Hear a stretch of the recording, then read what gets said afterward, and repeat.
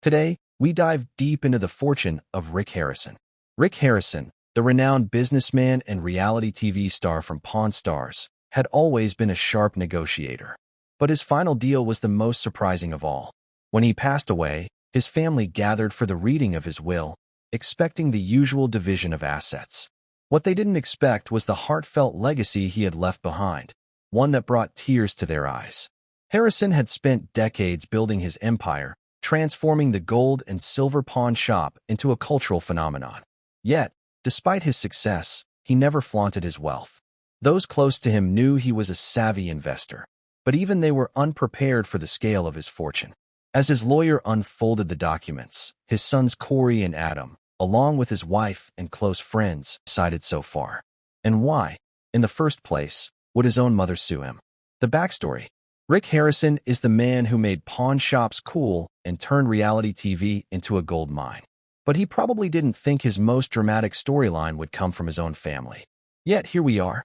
His mother, Joanne Harrison, sued him in early 2022, and the case has become messier than anyone expected. So why did she sue her own son?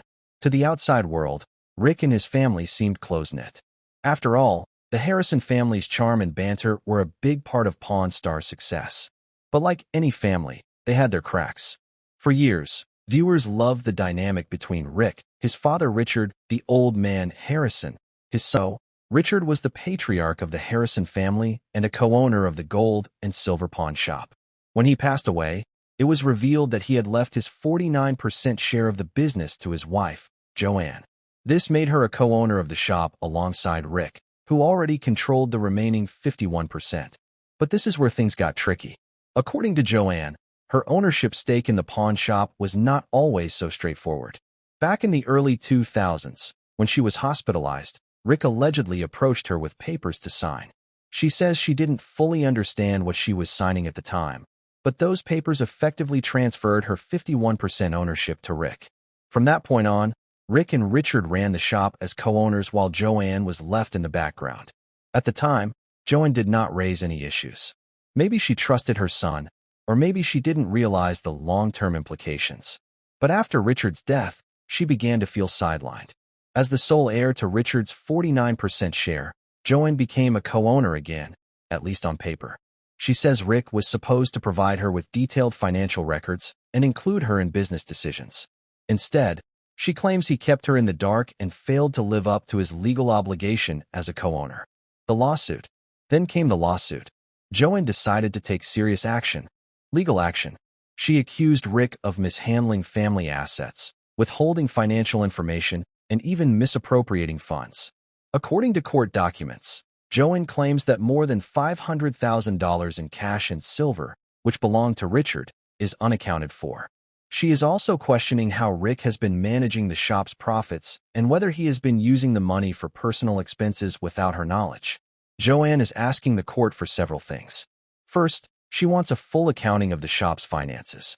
She wants to know where every dollar has gone, especially since she believes Rick has been less than transparent. Second, she is seeking financial damages for the alleged mismanagement. Third, she wants a court order to prevent Rick from making any major financial decisions without her approval. Basically, she is asking for more oversight and control over what she believes is rightfully hers. Rick's response. Rick, for his part, is not taking these accusations lightly. He has publicly denied all of Joanne's claims, calling them false and suggesting that his mother is being manipulated by other people. Who are these other people? Rick has not named names, but it is clear he thinks someone is influencing Joanne to go after him. In his view, this lawsuit is not just about money. It is about outside forces trying to tear the family apart. But this is where things get even more interesting. Joanne's lawsuit does not just focus on the pawn shop. It also names several other entities, including Gold and Silver Pawn Shop LLC, Harrison Properties, and Joy Properties. This suggests that the legal battle is not just about the family business, but also about other assets and investments tied to the Harrison name. The evidence. So what proof has been presented so far? Unfortunately, there is not much evidence to support Joanne's claims. Her case seems to rely heavily on her own testimony and the lack of financial transparency from Rick. She is essentially arguing that Rick's refusal to provide full financial records is proof that something shady is going on. Meanwhile, Rick's defense hinges on the idea that Joanne willingly signed over her shares back in the 2000s, and that her claims are either exaggerated or completely unfounded. The legal process has been slow, and as of now, there is no clear resolution. But the case has already taken a toll on the family. Rick and Joanne's relationship, once built on trust and mutual respect, is now strained to the breaking point. And it is not just about them. The entire Harrison family is feeling the impact. While other family members like Corey and Chumlee have not publicly commented on the case, it is hard to imagine that they are not affected by the fallout. The bigger picture. What makes this case so shocking is that it involves a deal or fixing up a vintage item. The idea that Rick and Joanne are now facing off in court feels like a betrayal of everything the show stood for. But if you dig a little deeper, it is not entirely surprising. Money has a way of complicating even the strongest relationships, and the Harrison family is no exception. Over the years, their success has brought them fame, fortune, and plenty of drama. This is not the first time family tensions have spilled into the public eye. Back in 2018, it was revealed that Richard had completely cut another son, Christopher, out of his will.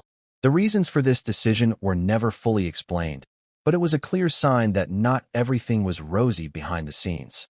What's next? As for Joanne's lawsuit, it is hard to predict how it will play out.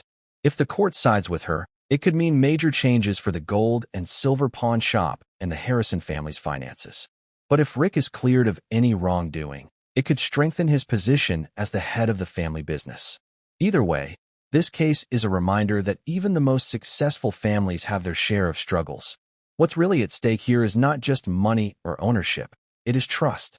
Joanne trusted Rick to look out for her interests, and now she feels betrayed. Rick trusted Joanne to support him, and now he feels attacked. It is a heartbreaking situation, and there are no winners in this kind of fight. Whether the court decides in favor of Joanne or Rick, the damage to their relationship may be impossible to repair. But why did they grow so bitter so suddenly? What was their relationship like before the lawsuit? How did they reach this point?